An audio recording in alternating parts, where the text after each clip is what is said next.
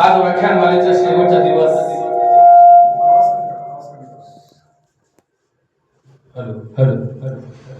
आज व्याख्यानमालेचा शेवटचा दिवस. आजच्या या कार्यक्रमाला आवर्जून उपस्थित राहणारे सन्माननीय आदरणीय वंदनीय सातपुते सर, आरपीआयचे माता आघाडीचे महाराष्ट्र राज्याचे उपाध्यक्ष सन्माननीय तुपे साहेब आणि त्यांचे सर्व सहकारी मित्रवर्ग आणि भारत सावंत सर, या सर्वांचं मी मनपूर्वक प्रथमतः खूप खूप मी स्वागत करतो. आज वीर फकीरा फाउंडेशन यांच्या संयुक्त विद्यमानाने व्याख्यानमाला आयोजित केली. त्या व्याख्यानमालेचा माझा शेवटचा विषय आहे विश्वरत्न बोधिसत्व डॉक्टर बाबासाहेब आंबेडकर यांचा संघर्ष आणि परिवर्तन. खरं तर आताच्या या काळामध्ये सर्व तरुणांना ऐकता भेटतंय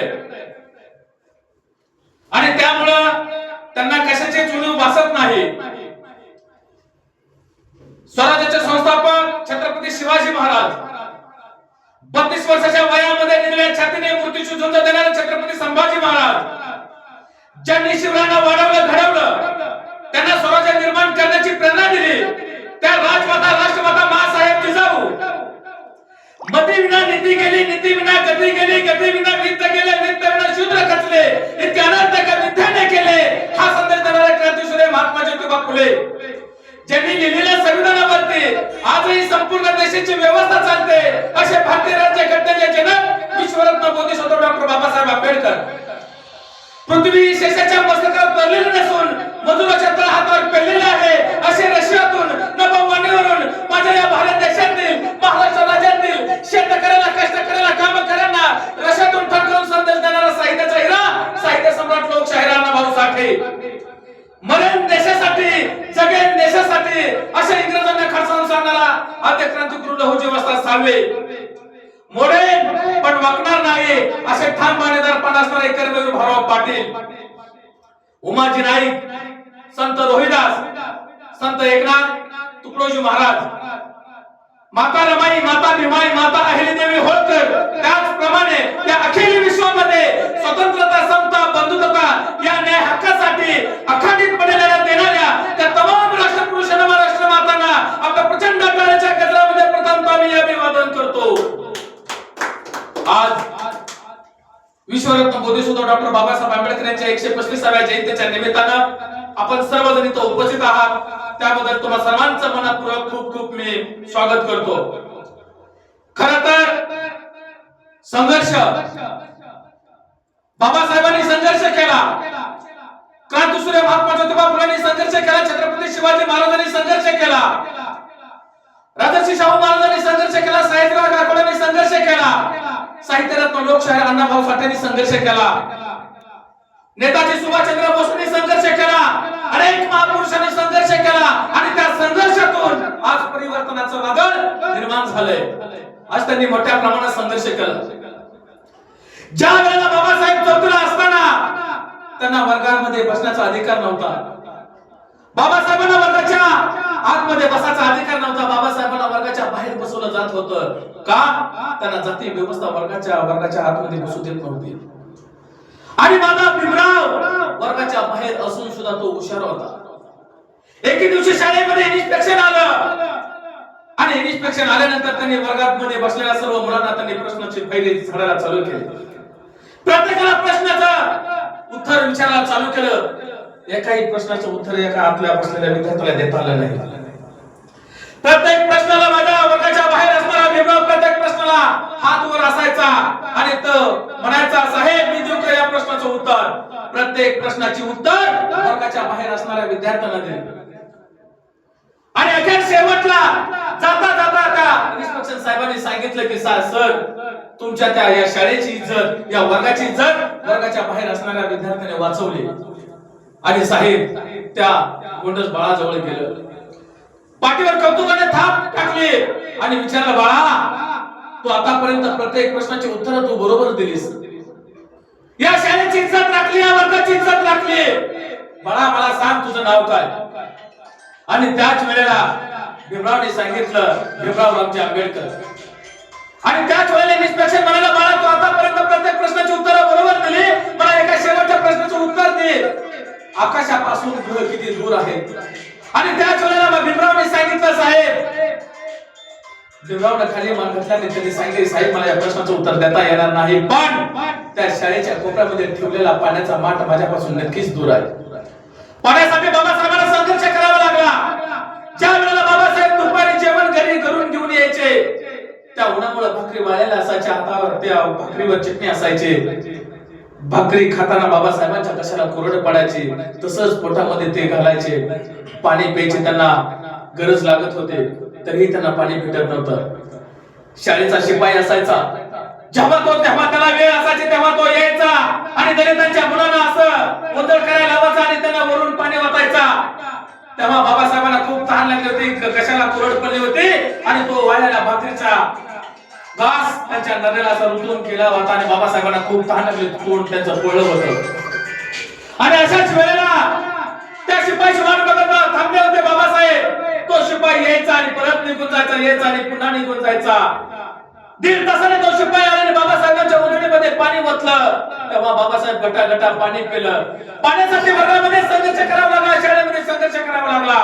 आज जर परिवर्तन झालेलं असेल, प्रत्येक शाळेमध्ये, प्रत्येक कॉलेजमध्ये मोठ्या प्रमाणात पाण्याचा साठा आहे आणि प्रत्येक सर्व जाती धर्मांना आज पाणी प्यायला भेटतंय. कुणामुळे?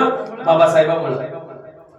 ज्या वेळेला बाबासाहेब अजिंक्य ताराच्या किल्ल्यावर सर्व मुलांबरोबर खेळत होते आणि खेळत असताना त्यांना तहान लागली आणि तहान लागलेला असताना सर्व मुलं आपापल्या घरी निघून गेली पाणी प्यायला.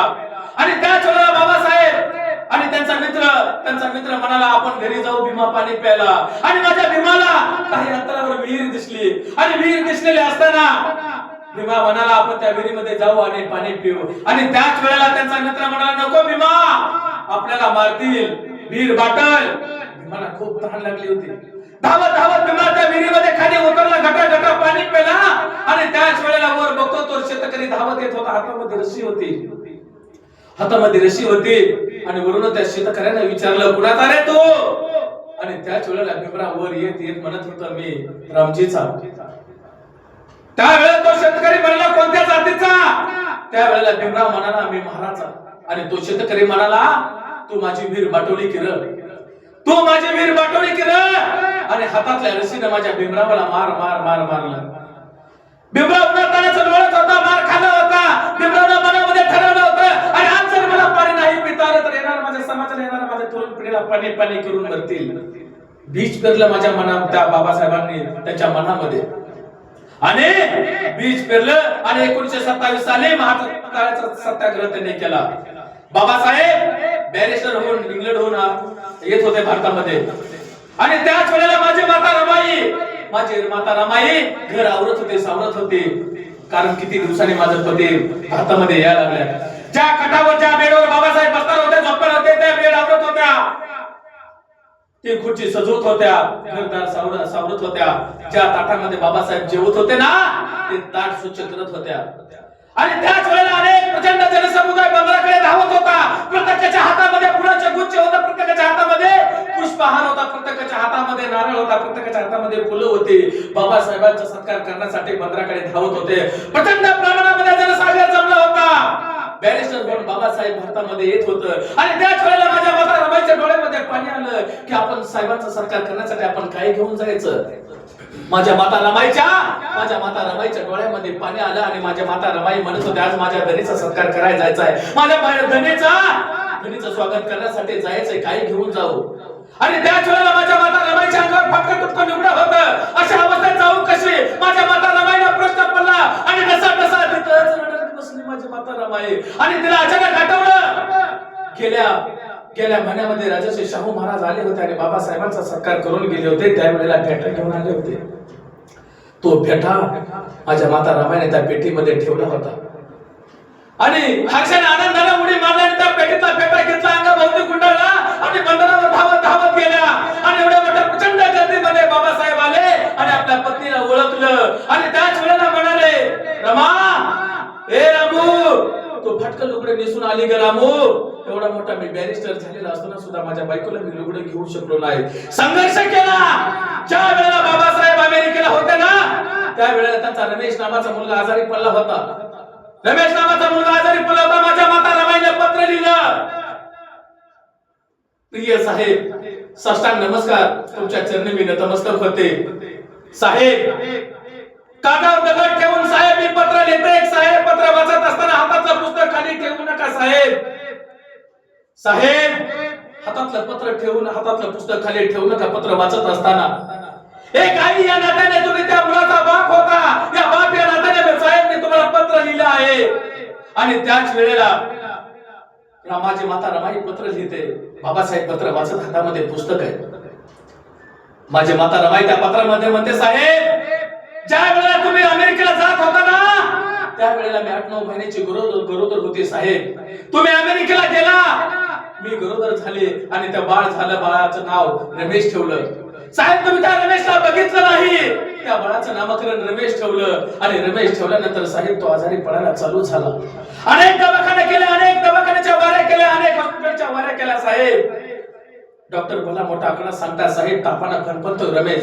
साहेब काहीतरी तुम्ही रक्कम पाठवा दवाखान्यामध्ये नेण्यासाठी. रमेशला वाचवायचे आपल्याला, रमेशला काढवायचे, रमेशला बदलावायचे. आणि त्याच वेळेला साहेबांनी खिशामध्ये हात घातला. पुस्तक वाचत असताना खिशामध्ये हात घालता घालता त्यांना पावाचा पैशाऐवजी पावाचा तुकडा लागला आणि साहेबांच्या काळजामध्ये चर्र झालं. त्यांच्या डोळ्यामधून थेंब त्या पुस्तकावर पडायला सुरुवात झाली. आणि माझ्या बाबासाहेबांनी परत उत्तर दिलं, रामू, ए रामू तू काळजी काही करू नकोस ग. रमेशला जायचं असेल तर जाऊ दे.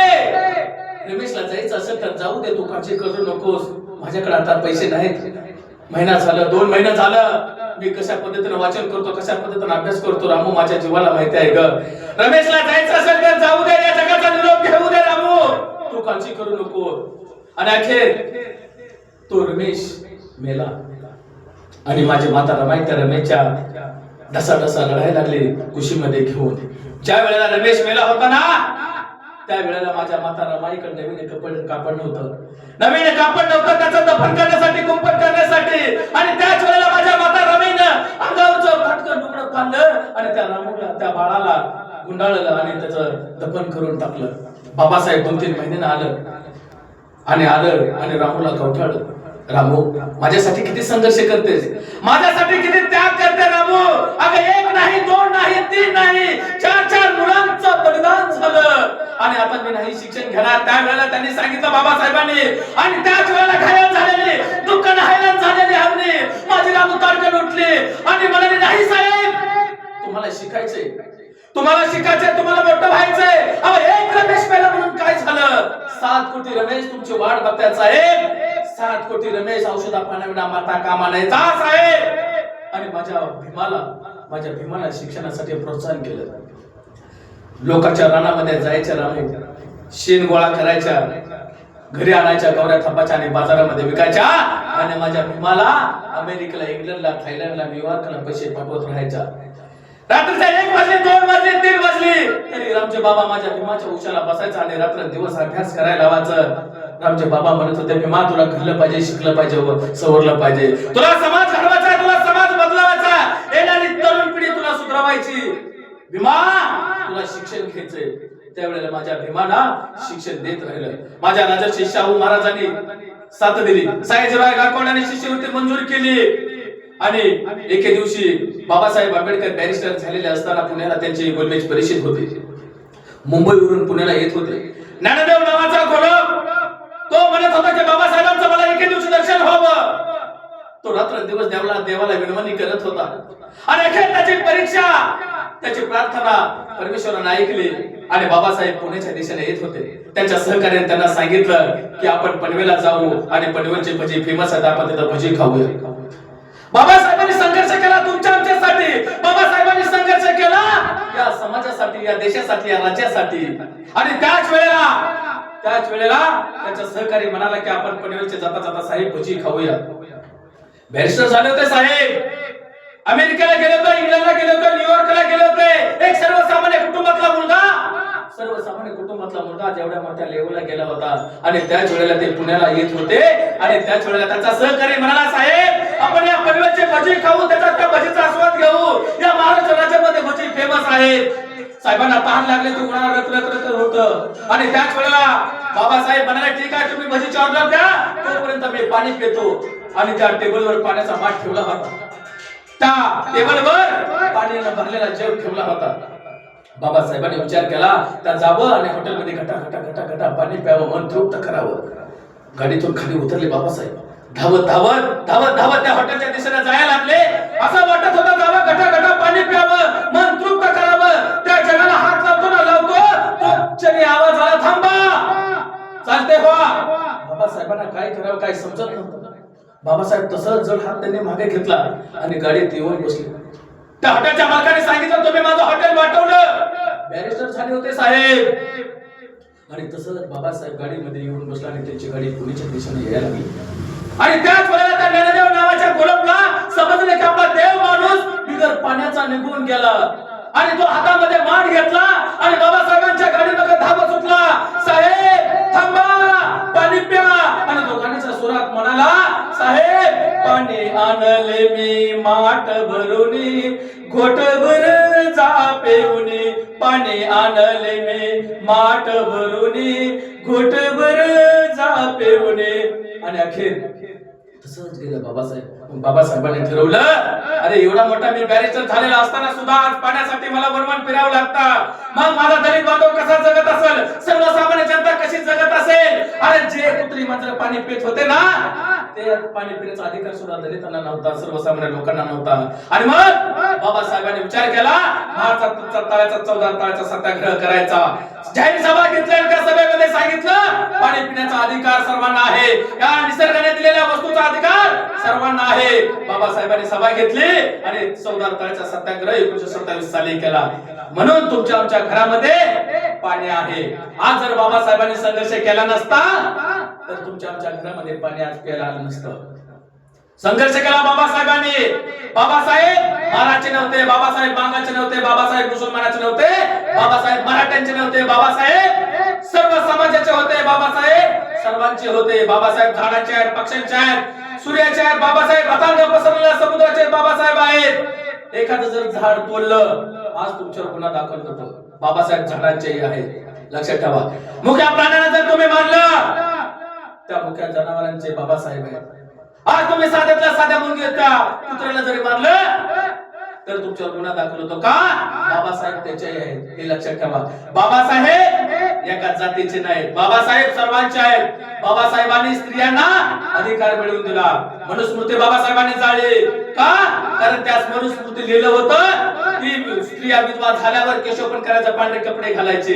हे बाबासाहेबांना विचार मान्य नव्हतं आणि मग बाबासाहेबांनी ते मनुस्मृती कुणी लिहिली त्याच्याशी काही देणं घेणं नव्हतं पण त्याच्यामध्ये काय आहे हे त्यांना महत्वाचं होतं म्हणून बाबासाहेबांनी जे निगेटिव्ह विचार होते जे नकारात्मक विचार होते ते बाजूला काढून टाकले आणि चांगले ठेवले हे बाबासाहेबांचा संघर्ष आहे बाबासाहेबांनी सर्वांना शिष्यवृत्ती चालू केल्या शाळा कॉलेज काढले बाबासाहेबांनी संघर्ष केला आणि आज परिवर्तन होतंय कुणामुळे बाबासाहेबांमुळे आज परिवर्तन होतंय आज परिवर्तन झाले आज माझ्या या महामानवाने परिवर्तन करून गेलाय छत्रपती शिवाजी महाराजांनी स्वराज्य निर्माण केलं कशाच्या जोरावर केलं छत्रपती शिवाजी महाराजांनी जातीभेद पाळला महाराज म्हणले का आज मी ह्या जातीसाठी करणार आज मी त्या जातीसाठी करणार नाही या महापुरुषाने जातीभेद कधीही पाळला नाही आणि म्हणून आताच्या काळामध्ये काय होतंय शिवाजी महाराजांची जयंती त्यांनीच फक्त करायची बाबासाहेबांची जयंती फक्त ह्याच लोकांनी करायची हे राजकीय लोकांनी आपापले जे महापुरुष आहेत ते प्रत्येकाच्या जाती धर्माचं वाटून दिले आणि तुमच्या आमच्यामध्ये त्यांनी वाद निर्माण केलं कारण या महापुरुषांनी एका जातीसाठी कधी संघर्ष केला नाही एका समाजासाठी